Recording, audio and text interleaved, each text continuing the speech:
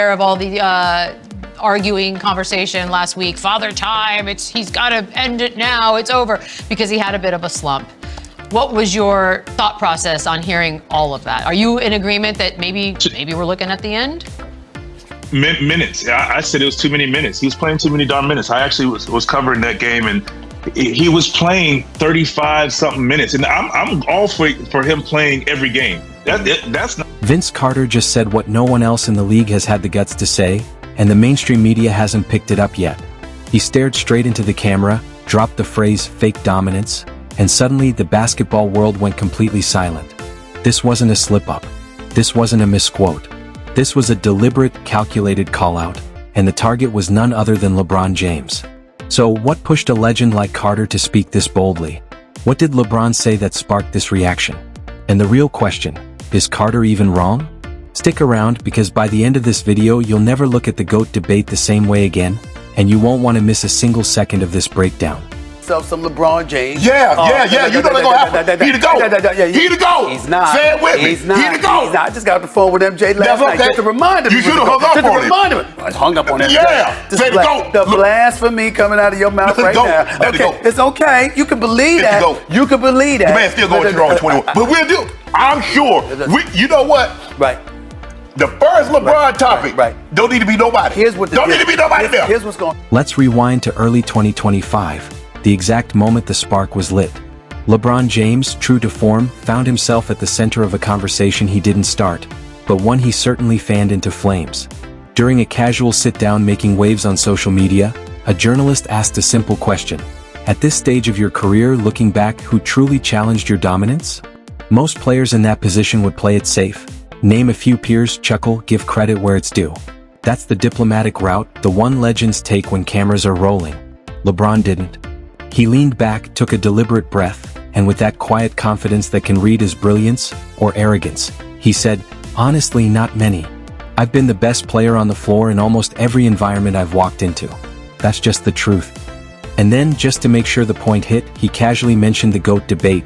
I don't even engage with it anymore. The resume speaks. Always has. LeBron supporters nodded, and statistically, historically, he does have a strong case. You can't erase what he's built. But here's the twist. It wasn't just what he said, it was how he said it. That subtle dismissiveness, that effortless wave at an entire generation of competitors and legends, didn't sit quietly in the room. One veteran in particular saw red, and he wasn't going to let it slide. He was the one superstar, and we're all, fans and respect MJ.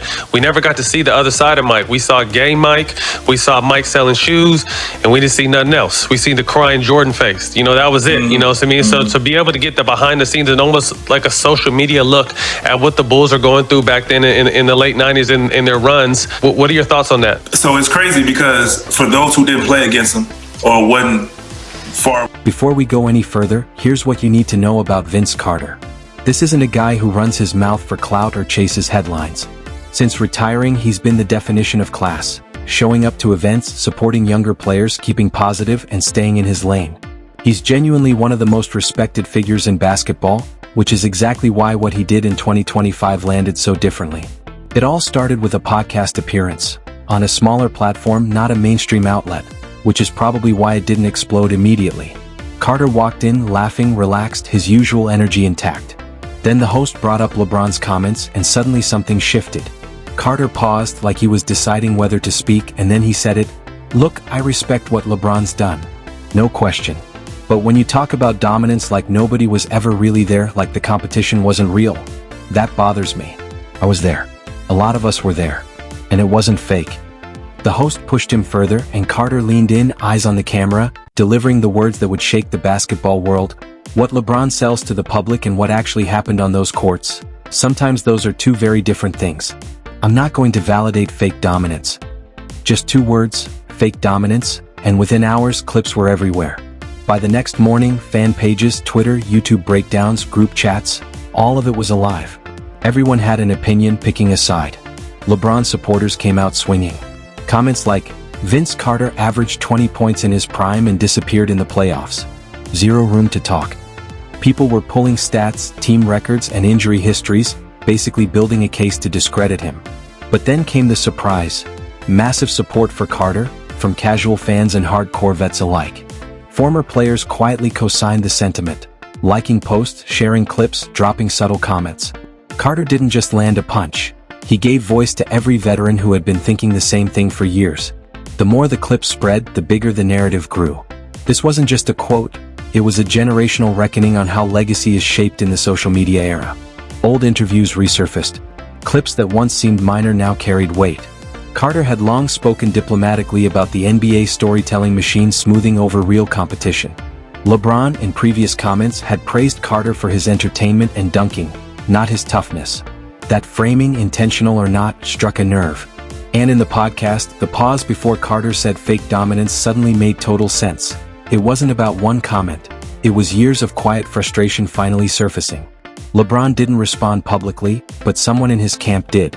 Their statement essentially said Carter wasn't competing at his level.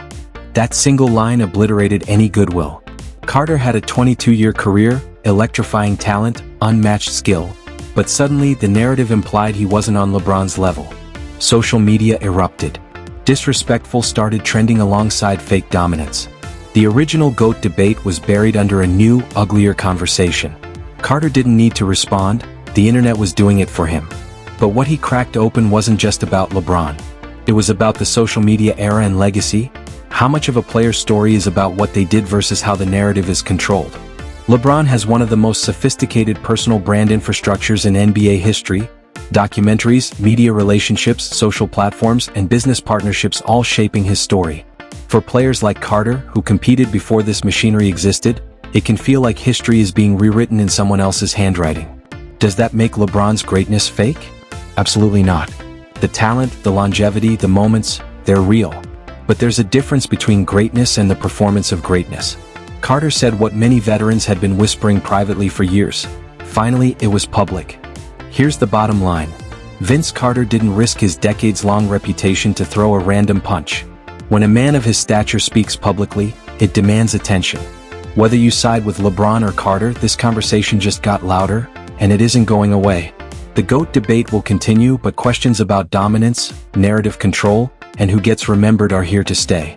The game itself doesn't lie, but the story we tell about it? That's a whole other story. Defenders are constantly on edge, reacting, guessing, scrambling. But Nikola Jokic? He's already poised, perfectly balanced, and ready before the chaos even starts.